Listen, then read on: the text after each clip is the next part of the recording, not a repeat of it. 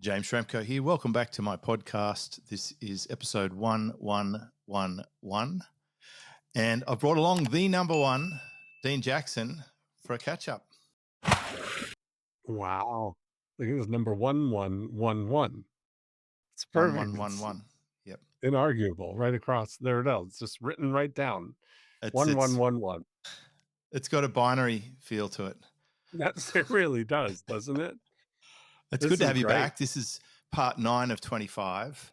Yeah, you upgraded here. This is looking through the list I have here. It's been 4 years since we did part 8. That's the last. Mm-hmm. It is a lot. Hopefully someone in my team doesn't come back and say, actually, you did part 9 2 years ago. I don't know. It feels like it's been a while. We chatted.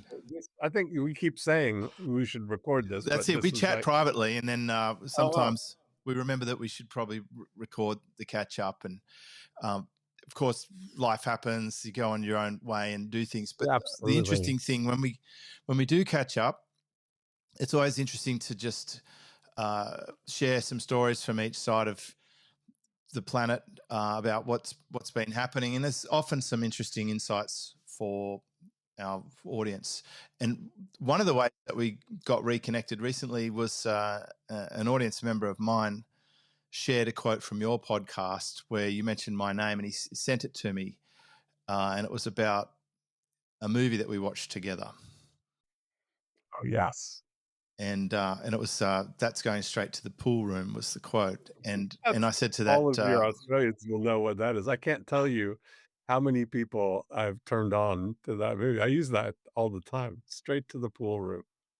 It is a classic. And in fact, I think what is it? Probably in a way that movie has become a stronger metaphor for the people versus the government. Mm-hmm. If you think about the name of the movie again, I can't. Castle. The Castle. The Castle. Yeah. Yes, it's an Australian classic. It's like one of those. It's such a feel-good movie. I always recommend it along the same lines as Waking Ned Devine, which is the Irish. I love the strong opening hook. Yeah, exactly. I love movies like that. Like that's just such a. And you're not just a regular movie recommender. You're like semi-professional, I'd say. I'm semi-professional. Are you in on Facebook's content thing? Do they send you money like they send me? On a content program. Do you know what's been terrible though, James? Is there is not enough movies for me right now.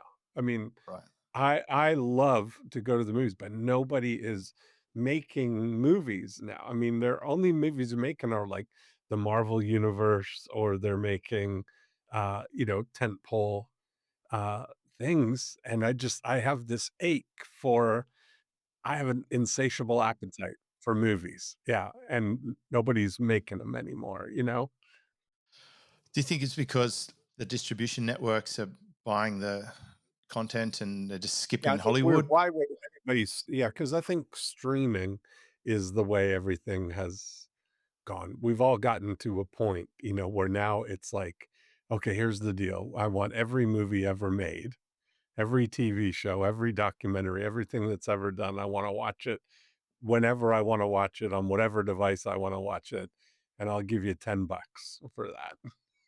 At $10 a month, that's the deal that we've struck. They log in and then there's nothing they want to watch. It's so funny, Yeah, that's exactly it. I'm reading some books at the moment with my daughter, and she's 6, and we're currently going through The Famous Five by Enid Blyton, and this first book was written about 1941, I think, and it's primarily about kids. 4 kids and a dog, and they're going off to an island to stay overnight with their little sandwiches and ginger beer or ginger pop, digging up treasure and stuff, and like rowing around boats through dangerous reefs. Like they don't have mobile phones. They were just resilient little kids, and it does make us reflect a lot. The difference between now versus nearly 100 years ago on the planet, such a significant thing. And then we're currently staring down the barrel of a cyclone, and I was talking to my daughter about how there are most likely stories in the indigenous population about cyclones, because she asked, has it happened before? I said, yep, the last time it crossed land here was 50 years ago, but it's probably been happening for millennia, right? And after I explained millennia, we talked about the fact that the tribes, the people here, they used to live, I mean, they've been living here for something like 38, 40,000 years. And you think about how much the world has changed in just 100 years. It went all that time with not a lot of change, and then just suddenly things are accelerating. And so, to your point about Hollywood movies, uh, I guess probably the heydays of the, I don't know when the peak was, whether it was in the 40s or whatever, or whether it was in the 80s or 90s. But it's with all these sex scandals and weird stuff going on in Hollywood, and with the advent of AI and chips and text to video stuff. I know that one investor canned his plans for having a huge studio. He just said, I'm not going to be able to compete with that anymore. Do you think that's it? It's over? I think there's opportunities for new models. And I think that somebody that I've really enjoyed watching is what Jason Blum has done from Blumhouse. And I don't know if you're familiar with him, but they have a very, very specific model. Talk about like selecting a single target market. They produce psychological horror movies. That's the whole thing. No real special effects, no gore as much as Like Cujo? not like they're not slasher movies, they're not things like that. Yeah, yeah. They have a very precise model that they use. They only make $4.5 million movies. That's the entire budget. They have 30-day shoots basically. They have one uh, very few locations, limited talking parts, and they pick a known, usually director, who has had hits or has and needs a redemption movie kind of thing. That's been their model, and they propose to them that, listen, you're going to get final cut, which is a big deal to directors. It's going to be your movie. You make what you want. You can make it fit it into your schedule whenever you want. You can do it right in LA if you want, or you can do it wherever you want. The budget's 4.5 million, but they don't guarantee release. They say you make the movie, you hand it in just the way, and then they test everything, and they only release the movies that test to have a $50 million box office release. And by doing this model, they know that they can recoup the $4.5 million with streaming and foreign rights and DVDs and or streaming, whatever the thing is. So they've got their hit rate is huge, and it's pretty amazing. How many flop? Oh, I don't know that they have any flops because they're protected. The downside is totally protected, that they make back the 4.5 million in foreign Oh, rights they and don't take it to the cinema. stream it. That's what I mean. They either, Oh, worst yeah. case scenario, they make $1 million or they make $100 million. It's like he's the guy that did Paranormal Activity, which was made for $15,000. They've done The Purge, all of these movies. One of my favorite movies is Get Out, which was Jordan Peele wrote the movie. I So watched that, good. and I watched The Purge. Yeah, perfect. So they're all, they're great concepts, great movies, but I think that model is a really interesting way that's the kind of movies that people will go to the theater to see. And so I love listening to him because he's got a strategy. He's a strategic filmmaker, and it's a pretty interesting story the way, betting on himself, taking in, uh, his whole deal with, he just has a distribution deal with Universal, but he owns everything. He's got the whole, Own the race course, hey? own the race course, exactly. So, I mean, this is such a great example of a dynamic marketplace where Mhm. someone has seen a way to approach it in a way that delivers the outcomes that people want. Consumers want to consume, creators want to create, and then the producers and the people who hold the company actually probably want to make a profit, and so everyone can be involved in that, and it can work. And it's an interesting one. Often the market is a bit lopsided. I have a friend at the moment who had put some blood, sweat, and tears into building a big Facebook group, and she's in the process of moving to a paid model. Mhm. Oh, and there's some backlash. It's a very there's a lot of psychological toxicity going on from members. They don't want it to be stopped. They want to be able to take it over. They want their content to stay there. I don't think they realize they're the product of Facebook, and so the entitlement of that audience, when the producer wants to actually get paid for their work because they've been doing this all for free for years, there's this wild out of balance equation. So I think putting it to a lot of business owners who are not quite profitable, their clients want them to continue, but it doesn't work for the business owner. Mhm. And so it's essential when the market changes to find a model that can still pay you. And I've actually been in that situation before where I've wanted to not do a product or service where it starts to be out of balance for me. Even though it's great for the customer, I don't want to provide it anymore after the balance goes out of favor. But if I can find the balance and charge the right rates and have the right business model, then I can sustain it, and I'm actually helping everybody. It helps me, but it also helps the people who I can serve, who I wouldn't serve if I didn't find that mix. Mhm.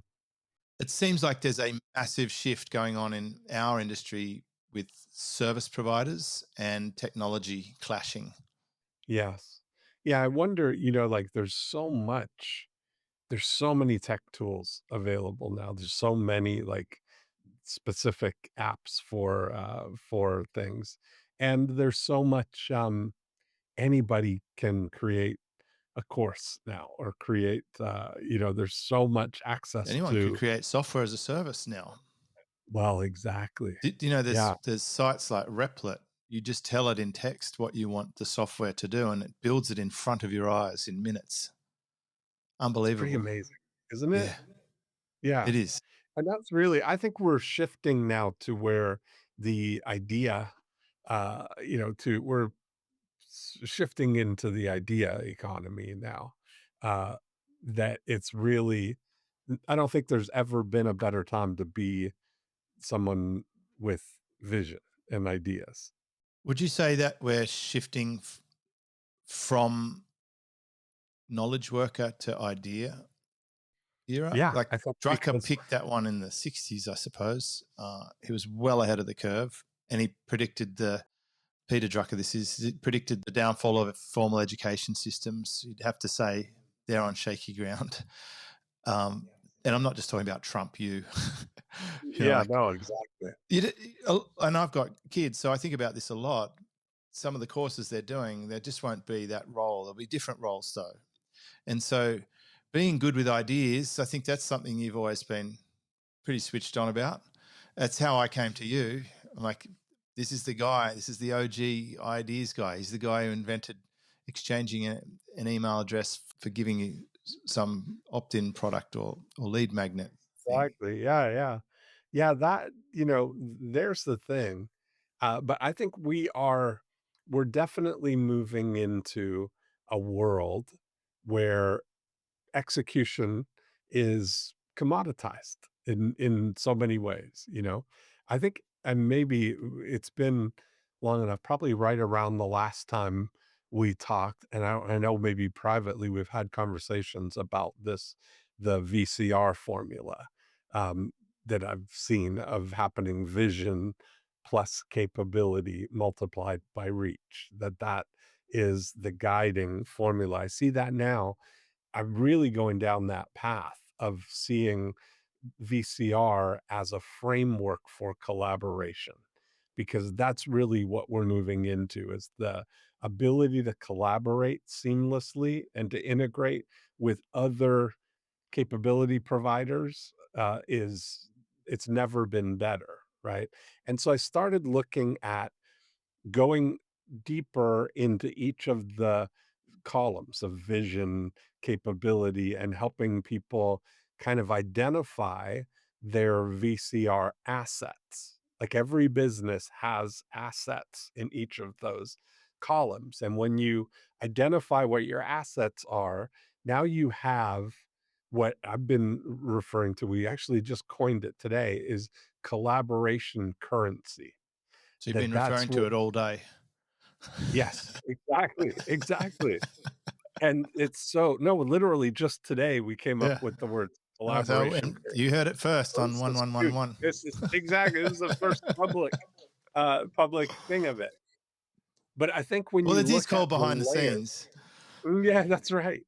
When you look at the layers, the progression of what is a vision asset, and vision is really knowledge, insight. SOPs would be as a form of vision, that you know how to do something, know how, right? Or something that you see. And when you have an idea, the first level of it is that you have a proposition. If you have an idea that this might work, or this would be a good idea, or that you're entering the vision column in the proposition level. And then once you have a proposition, the next thing we have to do is we have to prove your proposition. So So we it's a have to lot like have a hypothesis and then that's exactly what it proving a is. hypothesis in a chemistry Yes. lab. Yes, that's exactly right. So proposition or hypothesis, they're all P's. So proposition, then the next is proof. And then once you've proven that this works, then the next step is to create a protocol. That protocol now is a repeatable way of reproving what you've proven once. Proving something once doesn't mean that you have a way of doing it. So Once would that something. also be called prototype? Yes, exactly. So once you get the protocol for the procedure, or you create the prototype of the product, then you've got the opportunity to package and protect it. So you have a patent on something or a thing. Once you've got that, now you can move it into the capability column, because you've got something now that you have a capability. This tool technology moves into being able to create an outcome for somebody else, right? How often do you patent things? I have 0 patents. Dan it's, Sullivan is it, a it's a, it's such, I asked that question very deliberately. I was on a call last week. I shared a playbook on something that works really well for me. You've got your 9-word email. I've got a 1-word email. This 1-word email gets like a 90% response rate and moves deals forward like nothing else. And I shared that concept in that group. The very next week, one of the people in the call's publishing it on LinkedIn as if it's his own invention. And it's like, you've been a I get that master. all the time. The great Yeah, thing, of yeah. course you do. I mean, I don't think there's a more quoted person in my podcast or community than Dean Jackson, but I'm always quite careful to trace back the source where possible. It reminds me, like I learnt about Replit from Jared Robinson, so it's a good example where I should mention him, or he'd listen to this and think, "What a thief!" But I think it's important to trace back, but a lot of people don't, and Right. there's one influencer out there, which this doesn't bother me; it just fascinates me. He's got the last thing of your VCR formula. He's a lot of reach, and he's repackaging some of my old shorts as really highly polished, high reach stuff. It's almost almost word for word, and it just fascinates me how with much better reach you can achieve so much more than without the reach. It's made me rethink about reach, where I've always been more organic and playing a smaller market, to put far more effort into reach, because you watch these people pop. They come along every now and then, the Hormozy sort of things they pop out of nowhere and just go so big with massive effort on reach. How important is reach versus all the other components? What's the multiplier? It reach like so the others are paired, right? You're pairing a vision with a capability, and that's where, I've really come to the point where, I've often always been an advocate for the value of ideas and have always explained it as that when people say that what's more valuable, ideas or execution, everybody who lands on the execution side will always posit that an idea that's not executed is worthless. So it's without execution, ideas have no value. But you've put forward the idea today that execution is as freely available as information was Well, now it is 5 years ago. certainly, but also what more importantly, execution is always paired with an idea. You're always executing something. You're not executing nothing. So it's always an idea that you're executing. And so And so you can executing a poor idea just speeds up failure. well, that's the point, is that you can if we say, okay, execution is a vital part, that the ideas are useless without execution, but execution can't happen without an idea. So let's grant the execution people that you can flawlessly execute something. And that the only thing that can improve flawless execution is executing a better idea. And we'll talk about movies as an example. You can have the capability to make a movie. You can have the cameras and the cinematographers and all of the stuff to be able to capture visual things and audio on video, but it can suck.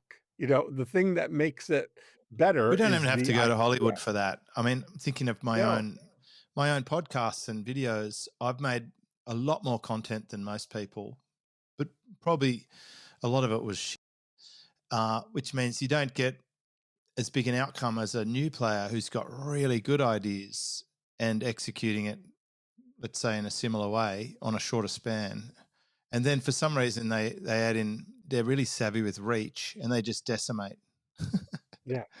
Well, that's the truth, right? So I look at that, in the next in the capability column, we start out, we learned the there's a distinction between capability and ability. And the capability is if you have a piano, you have the capability to play amazing, concert level, performance there. If you have a Steinway piano, a grand piano, or whatever, but when you have to pair a capability with an ability, that a concert pianist is going to have a better outcome with the equipment of a grand piano than somebody who's a less skilled practitioner. So you've got the equipment and you've got the people, the practitioners or whatever of the stuff. And those are assets that you have in the capability column of your if you're auditing your VCR assets. They'd probably get a significantly better outcome on a far less grand piano. you know, Maybe that's true, right? they could And take a that there Casio organ and probably whip up yeah, something pretty dazzling. it could be. And then the thing that you also have where the asset comes is your capacity for the outcome that you're able to produce with your tools. That creates your currency. That creates your capability currency. That can be, if I own a printing press and I am running at 60% capacity on that. I've got the printing press, I've got the press master and all the papers and inks and all the tools, everything, the capability to produce books or pamphlets or posters or postcards, any of that stuff, right? That if I'm only running at 60% capacity, that 40% is an asset that I have for collaboration currency. I've got my opportunity to do that. So somebody who has a vision for creating, sending postcards or doing a magazine or a book, and I've got the excess capacity to be able to produce that in the world. That is a currency that I can partner with and think about that It's as like Airbnb. that's what Airbnb really is. That's the It is what perfect thing. If Airbnb you have is, a and house, it's you yeah. got extra space. I bet that people would pay to stay in somebody's house. That was Yep. the vision, the proposition of it. And they tested it. They proved it by running ads and saying, "Hey, we'll come and stay on our in our living room on an airbed for this conference." So they proved that it works. Now they open up the capability to everybody, and now it's expanded or multiplied by reach, that idea caught on, and there's so many. It reminds me of that book by L.A. Goldratt, The Choice, where he's got I think it's a bread delivery van, and he starts taking milk on the return trip because he's got an empty van on the way back. Perfect, right? That kind of thinking, that's vision. That's the kind of thinking that if you look at somebody's, I think that this is the skill set of the future, of being able to be a VCR architect in a way, right? Of looking, a collaboration architect to be able to find, all these assets that people have. One of the benefits of your capabilities, your excess capacity, is you have access to that capability at a fraction of what the retail value of it, like your incremental. See, the part of the thing about the excess is that you're already covering your overhead and the staff and the uh, equipment itself. The incremental thing would be the paper and the ink that it takes. So your incremental cost to run something in that excess 40% is crazy. We learnt this in the car dealership. The dealership's cost should be covered by parts and service, and they actually have a name for it. It's called absorption, which is probably the original version of what self-liquidating might have been born from. So a car dealership's absorbed all its costs covered by sales and by service and parts, and they're supposed to make most of their money from car sales and finance. Mhm. Like they're paying for the land for the month anyway. They've covered all the Mhm. wages, and now they have a sliding scale of performance pay with the commissions. Salesperson sells more, they're always covering their extra bonus with the actual sale. If you put it in the most simplistic terms, your fixed costs are covered and your variable costs will cover themselves as you scale up. And if you don't scale up, then they don't incur, so you're fine. That's exactly right. Yeah, yeah. And so recognizing that and recognizing what if you can articulate your things, but most people don't think like that. Most people don't think about their excess capacity as an asset, right? I think Was the it last Jay time Abraham talks about different types of capital, relational relational capital. capital. I feel There's a like, guy in Shay. and I was heavily inspired by him with the revenue share mission that I went on based on the question that I asked him, what do you wish you'd done more of? And he said, I would have done more rev share deals. And that is recognizing your expertise and capability and then fractionalizing it across different business units in a performance basis. It's such a beautiful model when done well. It's not a good model if you don't do it well. No, it's true. It's not a good model if you're guessing. That's right. See, this is part of the thing is like what I look at, because you and I both do these kind of, profit sharing or revenue sharing deals. And when you have I've got a franchise sales playbook that I've used successfully across multiple franchise operations. So I know, I'm not guessing, I know the model works and I'm able to go in and it across whatever type of industry it is. I know that this model is, reliable package. So let's call it the protocol. It's I know exactly what to do. So that alone, that's pretty great. And a lot of the things in the real estate world that I do are all uh proven and protocoled and packaged. It's like I'm fully a third of the features of my mentor program are playbooks, which are essentially protocols that have proven and work that can be rolled out. And one of them is inspired by you, with credit to you too, the putting together a small group program playbook. Yes. Uh-huh. Yeah, it's straight out of the Dean Yeah, Jackson. that probably I don't know how much money has been made with that Probably a simple lot. well, 2 email How much do you system, think might right. have been made off the 9-word email? Oh, I don't know, yeah. I Yeah. mean, it's crazy, right? I've got my own email, which is a slipping away email that has, I think it's 86% open rate, and it's made me many, many millions. And the whole idea of that email is it catches people who are falling out of recurring relationship with you and brings them back. And so if you think about it in terms of purchase frequency, the difference between someone staying for 3 months or 7 years when you have a monthly subscription is significant. And Yes. this is the one that catches them. It's the safety net that grabs someone if they're falling off the trapeze high wire act and helps them back up. And it's so critical. And to date, I've hardly ever found anyone with a membership that comes to me who's already got something like it or anything as effective in place. And so that's a playbook that someone can directly install, and then they can take all that pressure and burden off having to go and get a new customer or doing some razzle dazzle dancing TikToks or whatever, because their customers just stay with them in the first place. It's just too simple. That's great.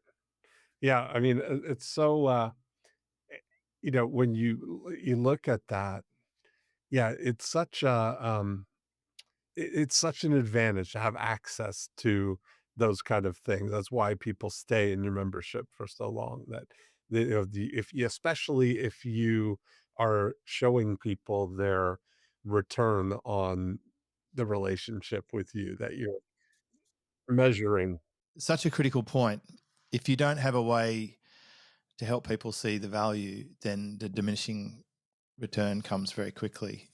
Yeah, they learn that they're one of the things that we kind of look to do is show people that they're a self-sustaining uh, member, that they're playing with house money, that it's like That's it. that's what Like you do with I said to, strategic. yeah, that's it, that's exactly it, that you show that, listen, this has been, I'm playing with house money here, I'm the sustaining I think member. they Yeah, come close to that when they say stuff like, "I've just paid for my whole year." yeah, Like that's my aim. Like for example, if someone joins Mentor, I would like them to make $10,000 within the first month, because that gives them, it gives them half a year's worth of return, and it just takes the burden off that. When people buy something, they're in like they get a little bit of get hypersensitive. They might experience some remorse. They probably used capital that could have been for something else, so they're how do playing people the. pay? What's your current model for the mentor Right membership? now, uh, it's it's just $1,800 per month. Okay, perfect. I don't So do any if annual you look at it, package or any of that stuff. no, and that's a great thing, because It's if you performance look at based, it, really. Yeah, if you look at the, if you were to draw a line up that it's whatever that is, $20,000 over the course of the year, that it's 1,800, then 3,600, then, 4,200, that's the way that it's going They're there, in the right? black for quite some time. That's it. And usually, if I'm pre-marketing correctly, to bring Mhm. in the right type of person who I can help and get a result for, there's so much windfall available for us because I'm probably doing something, even though I haven't called it VCR, I'm probably doing something very similar. I'd always broken it into 4 categories, but I'm looking at them and their effectiveness, and I guess that's really focusing on the visionary. What are their assets and relational capital, and what are we working with here, and their strengths and whatever. And then I'm looking at the way they're selling and marketing, because there's almost always, like, this guy I helped recently has been doing 40-minute free strategy sessions for his podcast audience for years and burning out on it, and he doesn't do calls anymore. So that's a big save. And I gave him this one concept. I said, what if the only time you're on a call with someone, they're actually a paying customer? What if you reserved all of your time units for the people who are paying you, instead of people who are just sort of exploring the idea of if they might maybe one day, possibly when they win the lottery in a couple of years from now, come on board? And it just, he reallocated his time for customers, and it changed everything. And then the other element that I'm looking at is scaling, which in the past has been heavily team dependent, and simplifying their business, because it's really hard to scale complexity. So we remove stuff and make it less friction, which you're the master of.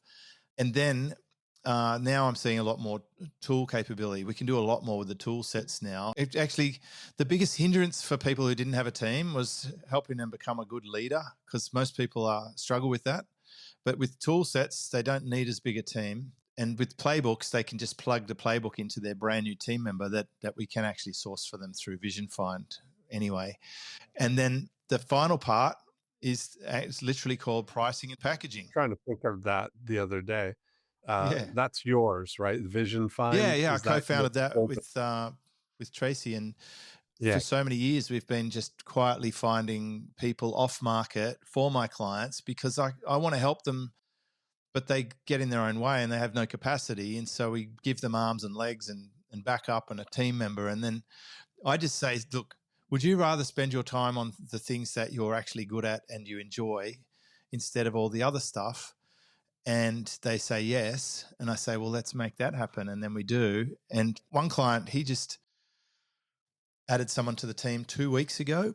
He was paying $4,000 to $5,000 per month for podcast production service to take his, I think it was 2 podcasts a month, and produce them and publish them and cut them up into snippets and stuff. And his brand new team member has come on board, and within the first week uploaded the first podcast. And now this client of mine can do a podcast every month, and it'll probably cost him $1,000 a month. So he's dropped his costs to a quarter, and he's increased his output 200% through that move. And I'm suggesting he brings on someone else now, and he can go really deep. But the point is, there's usually incredible gains to be made. And I think we've been working on most of the fundamentals of that: the person themselves, their marketing, which is kind of like their reach, and their pricing and packaging, which is a lot to do with I guess it's an execution strategy.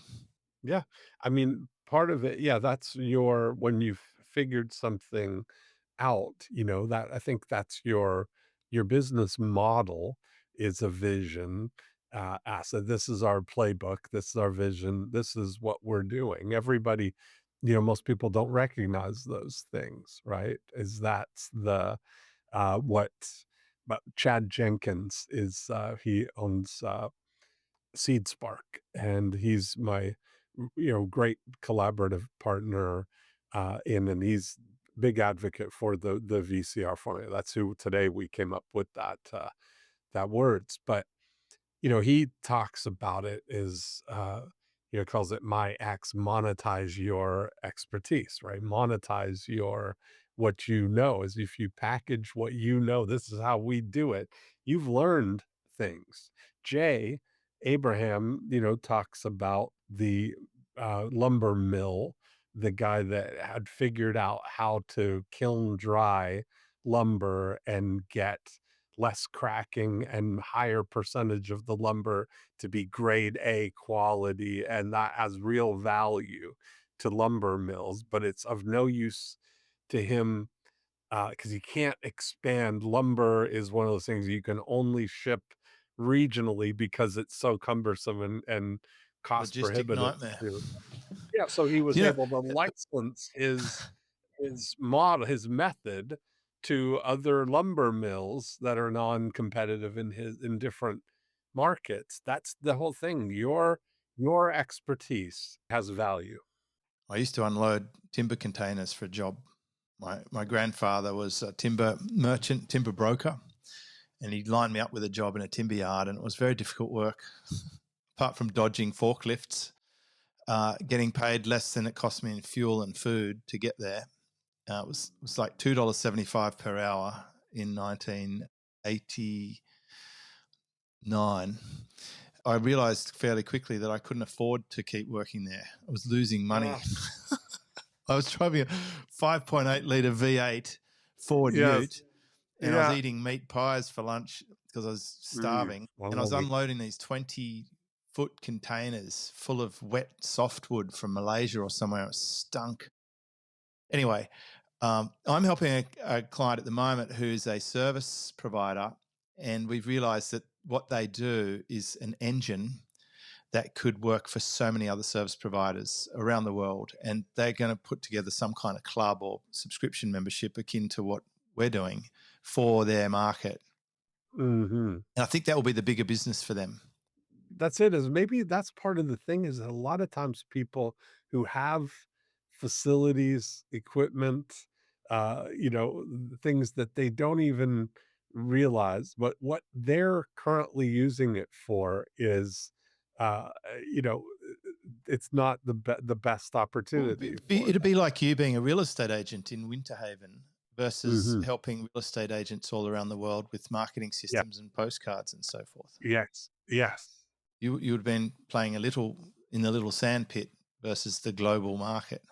That's exactly right. I had Mhm. such a strong sense of that in the final 2.5 years of my job. I knew I needed a business. I knew I needed to be able to sell and market all types of products all around the world, not just in one geographic location where the client could drive to 7 other competitors within 20 minutes to buy the exact same thing. It was pretty competitive. I didn't know exactly what it looked like or how it would work. Like Steve Jobs talks about only being able to join the dots in hindsight. But I think it's probably a huge takeaway from this episode.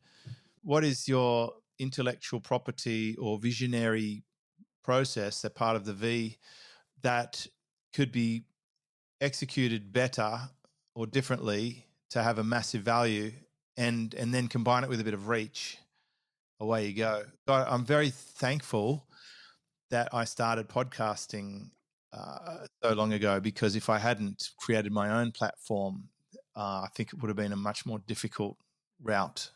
If you've got your own distribution, then you've got a big part of the puzzle You got your solved, own right? audience. You got your own reach, right? That's the most valuable thing, and there's some levels to reach as well. Like, if you look at, if we're inventorying your reach assets, is that the first level is eyeballs.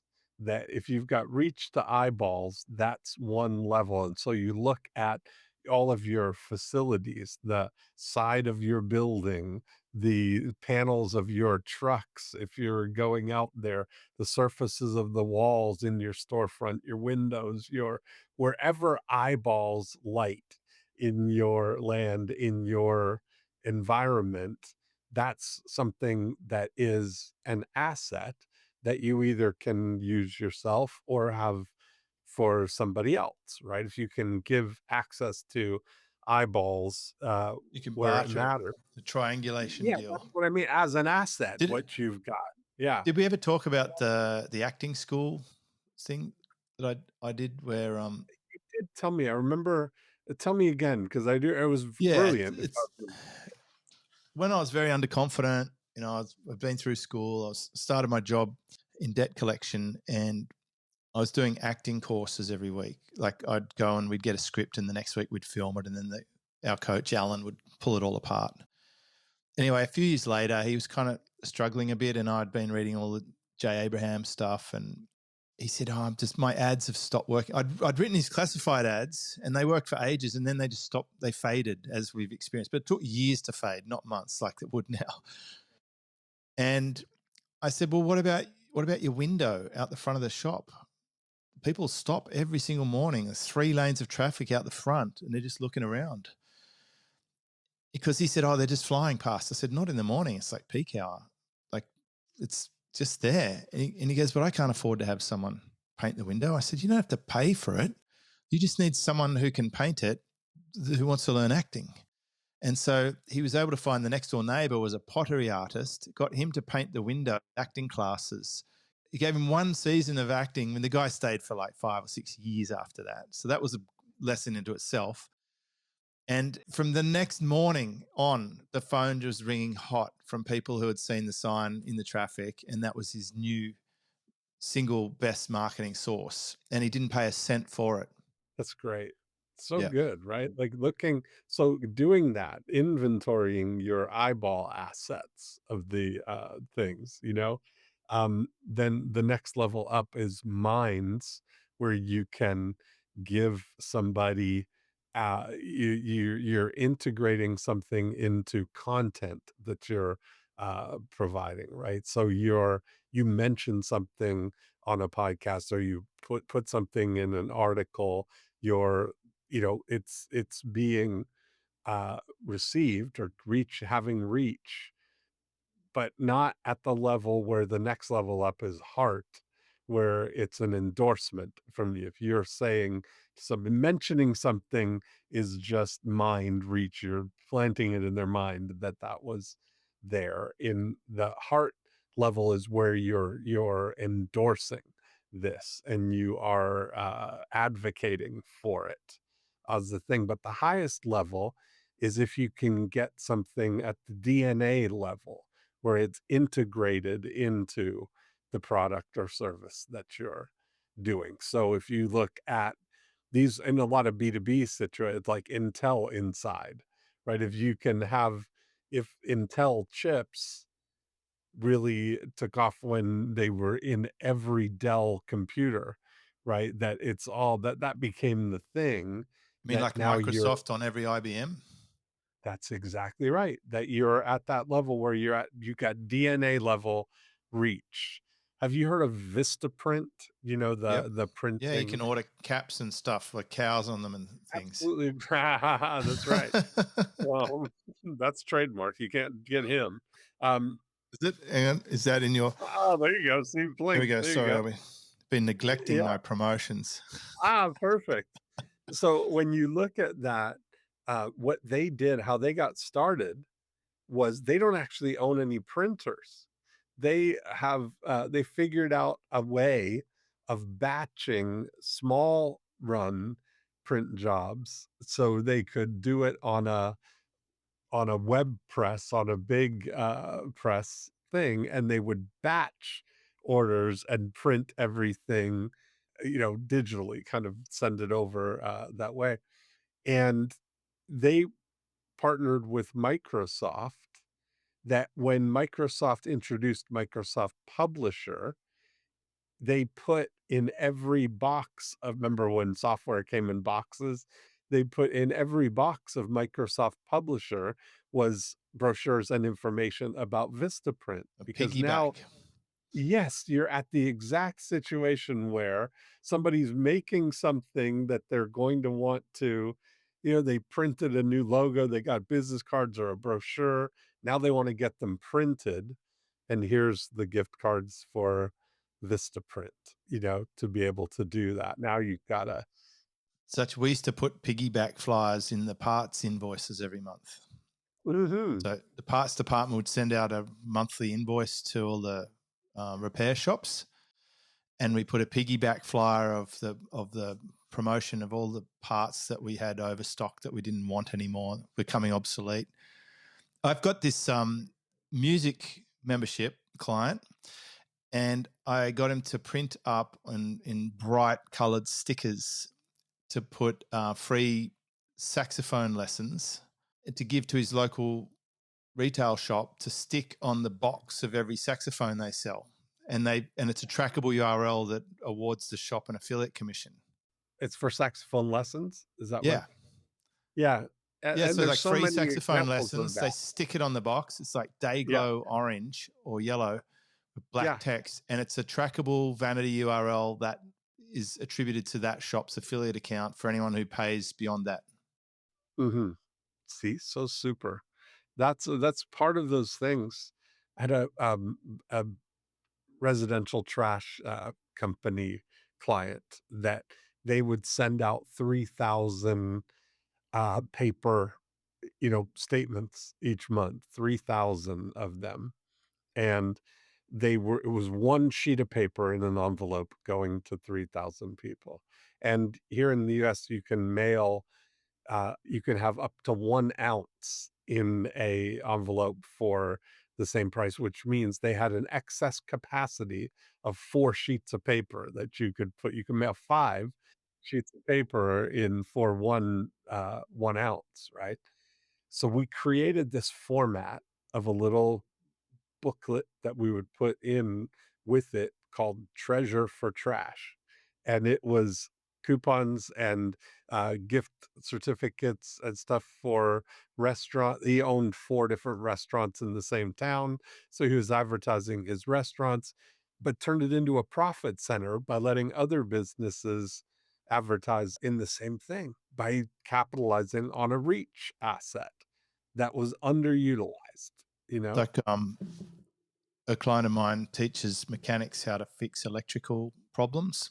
He's got a membership for technicians, and we created a wall poster that has the diagnostic process. It's like like there's emergency ABC posters, like airway, breathing, Yes. whatever, Mm-hmm. circulation. Mm-hmm.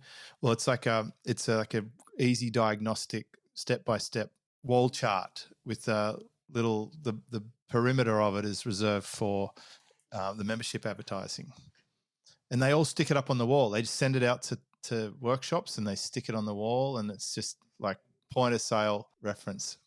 Super valuable, right?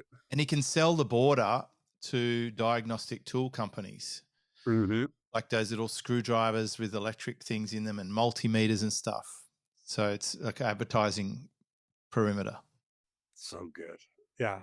Those kind of assets, that's the kind of thing. So this is where we're in a situation right now where being a visionary, being able to see those opportunities in 3D and put those collaborations together is a thing. I've been kind of playing around with the word of venture collaborist, as the thing of putting together, recognizing venture If you look at popular music, it seems that Bruno Mars is doing a bit of that lately. He seems to be collaborating with lots of big artists, and whether it's Lady Gaga or the Blackpink. I think he did one with a rapper. I'm not so into the lyrics of that one, but it seems to be the fast track into a new audience. Yes, that's exactly it. That's what the features are all about. That's exactly what it is. I guess it's kind of like what we do on these things. We collaborate a little bit. Yeah. And you're still doing podcasts? I am. So what are they called? I do my More Cheese, Less Whiskers podcast, which is really, that's the thing where it's completely focused on the audience. You talk about the guy who was doing all these 40-minute strategy things. That's essentially what this is, in a way, is just, an hour of Leveraged serving instead of one-to-one. Yeah, one to many. that it's got a huge audience, right? That's a big thing. I So did say yeah, that no, to him. If you're going to do those things, just at least ask if you can publish them, because yes. he has he's got hundreds and hundreds of thousands of YouTube followers, and he's Wow. Okay. advertising on his podcast. Hop on a call with me and do a strategy. I'm like, you're insane. Of course they want to get on a call with you. Like literally there's no barrier or exclusivity or value created whatsoever when they can just call you up, like book into your scheduler and talk your ear off for 40 minutes. Yeah, no, I like that. That's a great So more thing. cheese, less whiskers. And you're still Yeah, doing the one with Dan? I do with Dan Sullivan. We do a podcast called Welcome to Cloudlandia. And that is about this whole transition from the mainland to Cloudlandia as the main world, which is the way we are right. For me, it seems to have accelerated in the last few months, but has it changed a lot from Oh your man. perspective? Yeah. I mean, we're definitely living uh it's very interesting. I bought Dan a book called The Big Change. And it was a book that outlined all the changes from 1900 to 1950. Right? It was written in 1952. If you think about all the things that happened in there, I mean, from electricity to automobiles to television, movies, radio, airplane travel, all of that, those innovations that happened in those 50 years. And then we reached this period from 1950 to probably, 1975 would have been the very earliest of where the transistor, the microchip sort of happened. And then there was all these digital that started another wave from 1975 to today. You look at all the things that have changed Well, I was the internet. surprised at how much technology was available in 1942 when I'm reading this kid's book. They had Yeah. torches with batteries. Mhm. They had automobile travel. It was all standardized. Interestingly, when they go off to boarding school, their trunk gets shipped off before them, and then they just transport themselves, and then they get there and their stuff's there. I mean, that's come back into vogue now, right? There's services that do Yeah, that. exactly. Now I look at so now there's this idea that I think that where we are right now in 2025 is that we've reached another one of those plateaus technologically, like Really? where yeah, because I think that the entire environment is here now. The internet, we have if you look at all the But what components about of it. cyborgs? Is that the big step?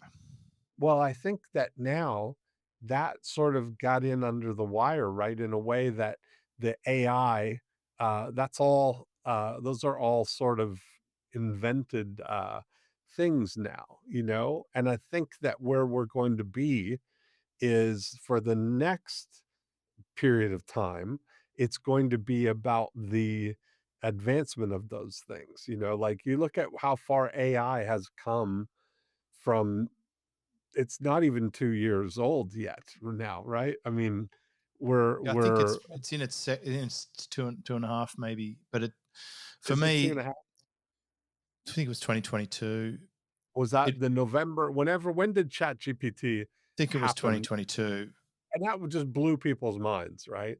But Yeah, you and look and at I was where it's using at it now. then for stuff, and I kind of kept it to the side until about 3 months Mhm. ago, where I've created entire tool sets for me and my team. What I think, and I know companies like OpenAI, they're going to be selling high level tools to enterprise who are just not going to hire people. And that's the thing that I think is going to be the biggest shift. Employment markets change dramatically because these tool sets can reliably do automatically what humans were doing last year.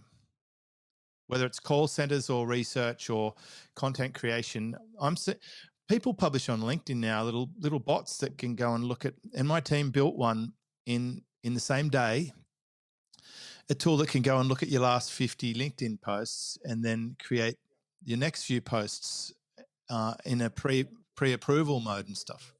My favorite hobby is to read the LinkedIn posts that were clearly posted by a bot that are being commented on by somebody else's bot. Yeah, it's a I mean, bot, it's all the bot to bot to bots bot. just yes, that's exactly it. Nobody's actually And well, that actually brings me to a very interesting awareness. I didn't realize how much of the social landscape is built on fabricated foundations.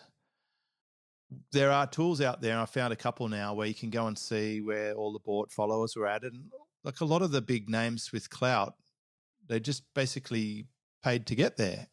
And oh, really? oh yeah, I mean, actually, far more than I suspected. It was in the basically. It's rare to find one that wasn't. Oh, wow. And you've always said to me that you think podcasts are a conversion piece, right? Yes, I do I think still. it's Yeah. there are tools like HeyGen or whatever that can have pretty close to the mark avatars that can take text to doing podcasts like this. I'm not an advocate of them. And the one time I did a AI thing as an experiment, people didn't like it anyway, which I knew would be the case. I think a human podcast is a good moat, but social media, like, do not put much value in big followers or whatever. It's incredibly easy to generate. And I know this because I experimented with it recently. I paid a very small amount to a little PR company who within the next week completely transformed an account with likes, comments, follows, and pushed the engagement up and created the impression of a lot more awesomeness than reality. And now I know that that's how a lot of people have done it. And not even sure how I feel about that at this point. I certainly used to not like it, but now I've realized that it'd be like being a natural bodybuilder in a competition where everyone's taking testosterone. Like, you're not actually even playing the same game, if that's part of the business model. What's your take on clout and if it's all bought? Well, I think that that's another level that, I find the same thing. You see a lot of people with big numbers, but then you look at their view count. If they got all these subscribers on YouTube, but their last 10 videos have gotten a fraction of the number of subscribers. The There's a same guy with interaction on Instagram. 92,000 followers and he gets 11 comments per post. Um, Yeah, see, you know, that's not an engaged, yeah. well, it's like, and the supplier that got him there is in your inbox showing screenshots of it. So Right. 100%. There's not even any Yeah, question about it. yeah, exactly. Yeah, no, I think that part of true reach is what you're really looking for. What level do you have the control of the hearts and minds of people versus just the eyeballs? That's I what mean, it's probably true that some people won't give you the time of day if you've got 2,000 followers. They're just going to write you off or not. They're not going to Mhm. follow you because other people don't follow you, like the social Right. proof aspect. And that's the part that I've struggled with the most. If you have 10 or 20 or 30,000 followers, people are more likely to follow you. And there's this old saying about tow truck drivers, and I hope I don't offend any, but when I was doing repossessions, there was a bit of a rumor that a lot of the tow truck companies in the early days, they used to just go and pick cars up off the side of the road and sell them, right, to people, like a bit of a black market, until they legitimized and then they could do actual work. And probably a lot of the online marketers were doing a bit of bullshit in the beginning to get their numbers up, and then they can start legitimizing. And I'm seeing that at a high level. I'm seeing companies who have been doing 10 or 15 or $20 million a year starting to really pay attention to FTC regulations and to actually focus on compliance. But it would be fair to assert that up until that time, a lot of what they sold was smoke and mirrors and didn't really care much about the customer success. It was a lot of bullshit. And so Yeah. I'm just wondering, I guess I'm thinking out loud here, but if someone's in a situation where they don't have a lot of clout, should they pay to play to get some clout, to get a foundation where they can start building real clout or not? And on a similar note, is paying a team to produce a podcast or paying a team to produce social media content akin to running ads or doing joint ventures where you're buying traffic and building up your house lists to promote stuff. Like, where's the line between paid and organic? Do you know the author James Patterson? Of all the books that he produces, are all really co-written. He just does the outlines and somebody writes the whole thing. I think he's really separated, authorship. Like it's his ideas that are getting put out there, and so I don't think that because you and I both have teams that do a lot of the stuff, but everything is derivative from the Oh, source of 100%. what I've already said. It either, like, for example, we record this podcast. Mhm. That will be the source. My Yes. team swarm all over it, right? Create Yeah. snippets, transcribe it, do social Yeah. media posts. It will go from me to them. And then what will happen? It'll come back in my Slack for approval channel.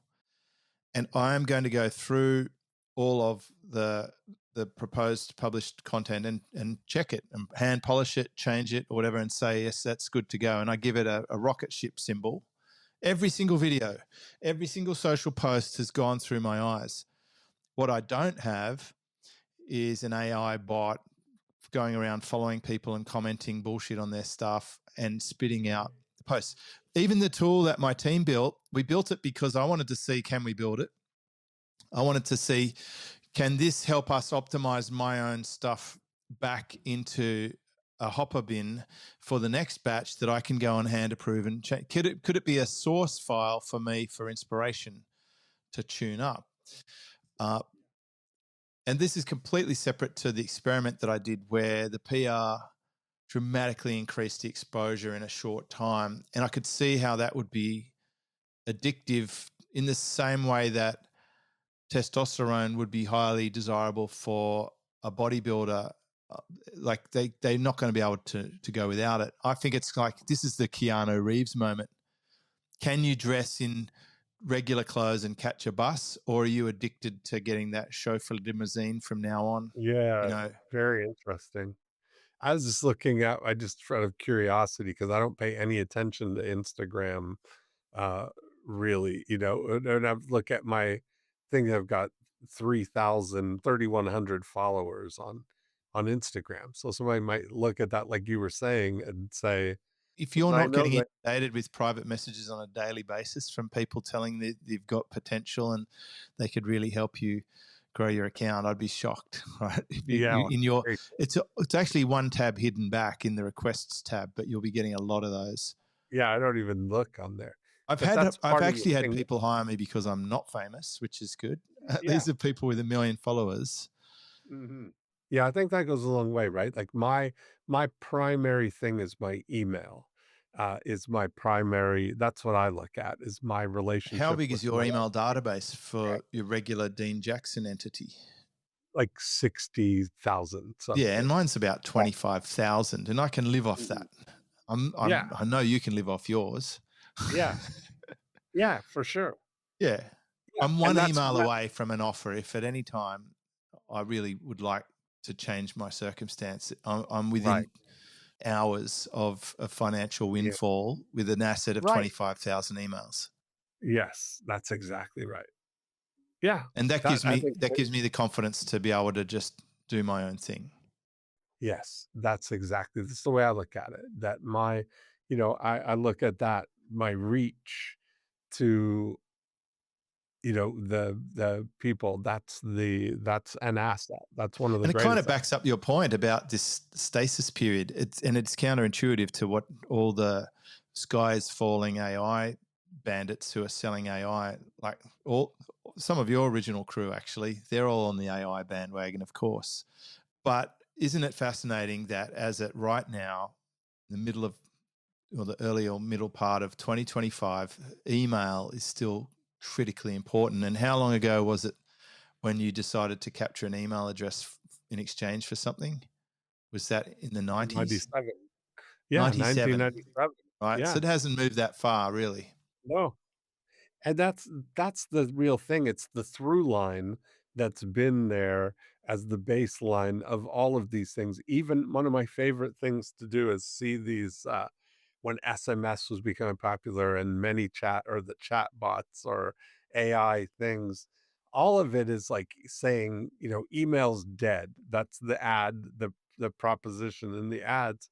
And I take screen caps. I have a whole collection of these because when you click on it and go to the landing page, the first question they ask is, what's your email address? It's I like love it. so funny that they need your email address to tell you how email is dead for this new thing. It's even sometimes you even don't even need to click on it. It's an ad telling you Yeah. that ads are dead. Yeah. Yeah. So it's wild, It's right? it's always like watch what they do, not what they say. Yeah, exactly. It's a funny old people in our game. So, what do you think is the most interesting thing for you right now from what you've been observing in your various circles?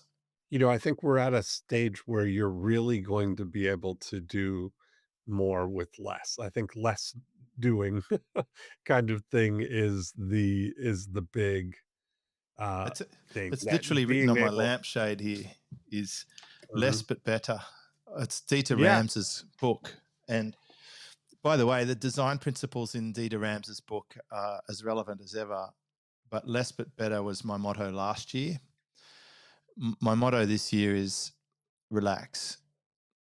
And actually, profits up about 30% this year through relaxing, and it's testimony to how much you can get from so little inputs when it's bang on the mark. I was just reading the 80/20, Richard, the daily 365 things of the 80/20. It's so true, right? Like doing just that vital, just that 20%. I'm always thinking 64-4 as Yeah, of I guess course, it's right? the Going kind of down. the lazier version of it, but it's so profound. It's just so profound. And I only meet with my team for 12 minutes a week. It's about 12 minutes. And we only talk about a few things, but they're the things that drive everything. And it's like it's the best trick in my magic box for clients is to take everything off their shoulders, just to unpack all the shit and say, just don't worry about that. Stop doing this. Forget about that. None of that's important. And they're like, like I really needed to hear that. People are so wound up on having to do everything and be everywhere and all this noise and busyness for nothing. When you get good at it, it's so easy to spot. And like right now, we've got a cyclone bearing down on us in the next day. And I go through the exact same thought process. Like, what are the essential elements that I need to focus on right now? And it would be what's the smallest room with no windows in the strongest part of the house? And do I have a radio, batteries, water, food, uh, and the capability to cook with gas and some emergency supplies like candles, a lighter, and sticky tape, and we're good to roll. Yeah, that's great. So I mean, it's so funny you're getting to go through Yeah, I know you've been through something it. that we go through all the time. Yeah, exactly. It Every hasn't year done we. landfall for 50 years, and I'm just thinking how interesting for my daughter at the age of 6. She's been through a pandemic and a cyclone. Um, Yeah, right, like right. she's racking up the life events for these once in a Yeah, lifetime events are all happening pretty early on. yeah, exactly. Yeah, so much, James. It's such a I was talking with Dan, we were discussing whether this is the best time to be alive or whether it's the worst time to be alive.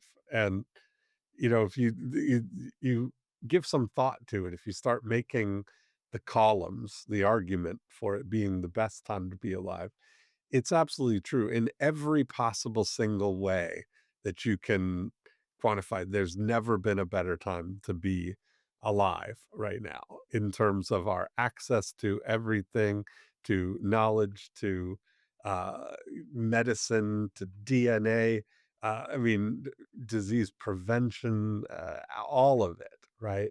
Connection to the other. Why are more people overweight and more people dying? And stuff with all this amazing Yeah. technology and knowledge? I think that that's the other side Is of it it, because they've is that got the food? Is I it? think there's that, but it's also the battle. What makes it possibly the worst time to be alive is the battle for our minds. That's what I'm thinking. That the first thing that came to mind is the phone. It's eating 8 hours a day from an adult.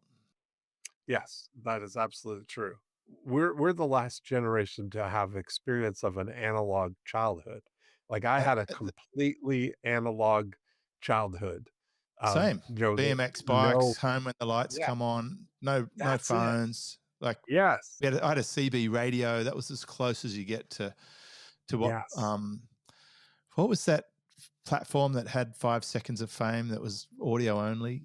That was Oh, like a Clubhouse. Yeah, yeah. Clubhouse. Clubhouse was like what CB Yeah. was when I was a kid for just Uh-huh. 5 minutes, but it failed in so many other areas. But I think the context required is how old are you? See, like Yeah. take me at my age in the 50s versus my kid who's 6. Oh, Um, yeah, right. She's never known like any other way. like thankfully I survived the 70s and 80s and 90s, but Yeah. if there was a time machine, Right, our parents' neglect. I'm not sure what I would use it for. Like I just wouldn't want to with it. I think I'd want to just I'm happy at this stage in my life. I'm actually very happy how pretty much everything has landed me in this exact situation where I can surf, I can put food on the table, I've got all the things that I could ever dream for on a vision board, tick all the boxes, happy in all those areas. And so contextually, I wouldn't want to go changing technology. And I'm sure, I would miss GPT and Google and Siri and stuff. They've become really nice things. So my daughter's down there commanding Siri to play this and play that, or look up a cyclone on Google. And it's such a great tool. We had these bulky encyclopedias on in a shelf near the staircase. We'd sit there for hours reading actual books as kids. But the ability to know, she knows, she'd been writing books. It came out yesterday, and before I even woke up, she'd written 2 books. She'd written more like your pamphlet type books, little like 8 pages, double page, right? And she goes, "Dad, do you want me to read the blurb?" And I'm like, "You're 6. How do you even know Oh, what a blurb is?" And she tells me these stories about these kids and their sisters and such is older and that. And she goes, "Now, would you like to read this story?" And then I read the story, and it's illustrated and everything. It's just such a wonderful world at that age with the amount of access to information they have for sure. and an environment. Well, I tell you what, I probably should head off and make some more final preparations. I got to go fill the bathtub Okay, and yeah, yeah. stick a bit more plastic on the windows and stuff. And Yes. we all come out of it unscathed. Then we'll catch up for part 10 in the next issue of this series. Yeah, that's great. I love this 11-11, 1111. You got any plans to come back to Australia? You got anything that I'm our coming audience in should be aware of? November is the plan. I think, this November. will be, mhm, How do they get back on on. board if they wanted to catch up with Dean Jackson IRL? Yeah, exactly. Best thing would be to get in my world, right? Get on Yeah. my list of at deanjackson.com, and get in the world, and then I let people know when I'm coming. But I'll be doing an event in Manly, as always, looking forward to that, and I'm gonna probably come up and see what Noosa's all about because everybody seems to be moving up there. That'll be thrilling. Yes, Yeah. it's a whole new world. It's not like Manly. Like the food options are more limited. I'm going to tell you right now, Mhm, mhm. but the environment. I mean, it's national park and maybe Yeah. if we time it well, we can hop into 4-wheel drive and drive along a beach, and you'll be in a like Jurassic Park environment, just like for as far as you can see, just beautiful nature, and it's unbelievable. Yeah. I would love that. Yeah. Yeah. I would love it. All right. Well, Very good. until next time, Dean, That's thank you always so fun. much. Yep. And we'll we'll have to do it a little more frequently than, than I every was just 4 gonna say years. we can catch up. I think we should do another one this year I think we to should. Yeah, we should get in there. yeah, And yeah. by the way, if anyone's listening and got questions Yeah. for Dean that you want me to ask or topics for us to broach, send them through. Just reply to any of my emails, and I'll schedule it for our next chat. Awesome. I always enjoy this. There we go. All right, Thank James. you. Thanks so much. This is James Schramko.